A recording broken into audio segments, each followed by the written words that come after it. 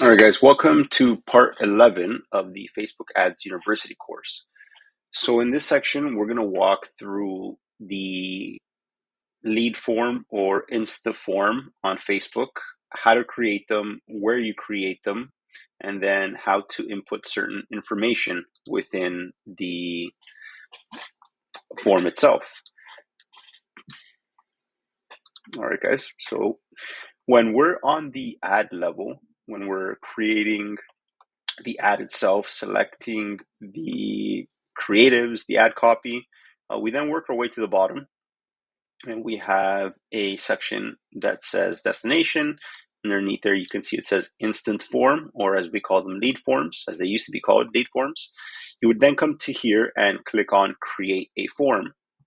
So the first thing we're going to do is the name of the form. So let's say this is for our summer savings campaign. We put summer savings, and then you have two options, or you have three options. We typically only use two of these. So there's more volume or higher intent. Now, the difference with this is with more volume, you're able to just quickly fill out the form and then press submit, where higher intent gives the people a chance to confirm the information. So once they filled everything out, they're able to look at the information, and it essentially gives them a chance to kind of make a second choice if they do want to submit the information. So the reason it's called higher intent is because if somebody is just kind of shopping around, once they get asked, is this your information? Are you kind of sure you want to submit this? They tend to not submit it. Whereas if they are people that are really looking for your service, ready to buy, then they're going to submit it. So you want to start out your campaigns with more volume, just so you're getting more leads, as much leads as possible. Our next section is going to be the intro to the form. Now here where it says background image, if you leave this off, what's going to happen is there will be no image behind the form, as you can see here. So this on the right hand side is actually a preview of what the prospect sees. So if I leave this off, there's no image. We like to leave it on, and you either upload an image or you can use the image that's being used in the ad. So this will always be different depending on the ad that's being ran. Indifferent, you can test which one works best. We have really not seen much variation in performance when it comes to these two settings. You then want your headline. So your headline does have to be something that is grabbing the attention. So something like, are you ready for the fence of your dreams? And then in the description, we typically like to put, please continue to tell us how we can send you the free quote. We can text or call. So we're essentially letting the prospect know we will provide you with a free quote if you give us your information. And we're just kind of setting that up as the next section, which is questions. You have the pre-filled questions, which is where we're going to be collecting information. Now you can see the information that's already been asked is full name and email. Now you want to be sure to open the contact fields here. You want to add phone number. You're going to want to add street address, and you're going to want to add the zip code. Now, the reason we want phone number and email, obviously, we're trying to get a hold of this prospect. So if we cannot get them via phone call or text message, then we highly recommend sending out an email after the failed attempts. The street address and the zip code just allows us to know if they are prospects that are in the area which we are servicing. Now, before the pre-fill questions, if I scroll up, I can see here it says questions. Now, what this allows me to do is put custom questions within the form. When I select add a question, it gives me different options. I can either choose multiple choice, short answer, conditional. So conditional, an example of conditional would be, do you live in X county? If they say yes, then the condition is they would go on to the next question or the next part of the form. If they say no, we can set the condition to close the form because we don't want anyone that is not inside a certain county. So that's what a conditional question does.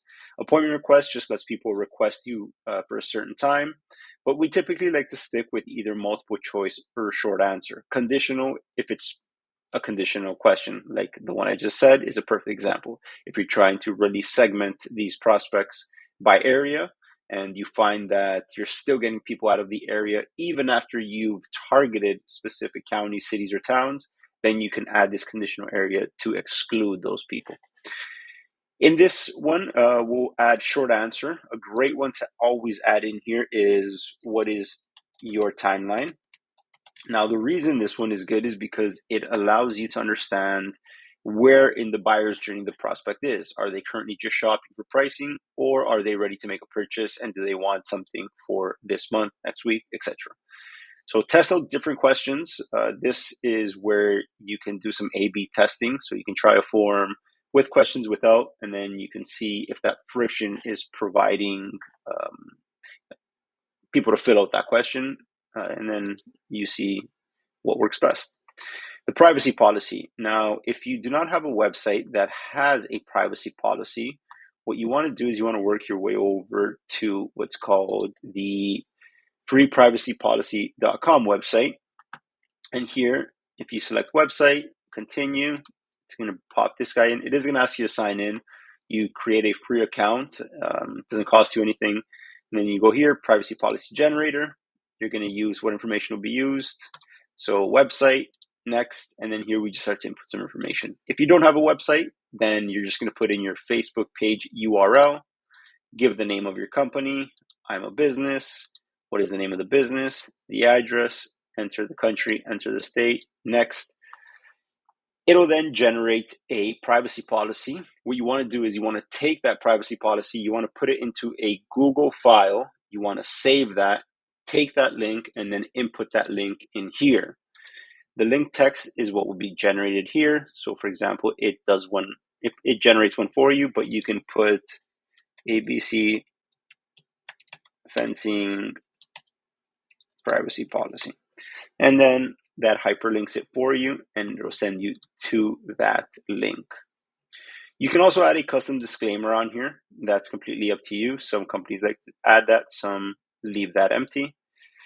And then lastly, you have your message for your leads. Now within this message, you're able to add a headline. So it already pre-populates with thanks, you're all set. You can visit our website or exit the forum now. We like to recommend selecting call the business. You add your phone number here.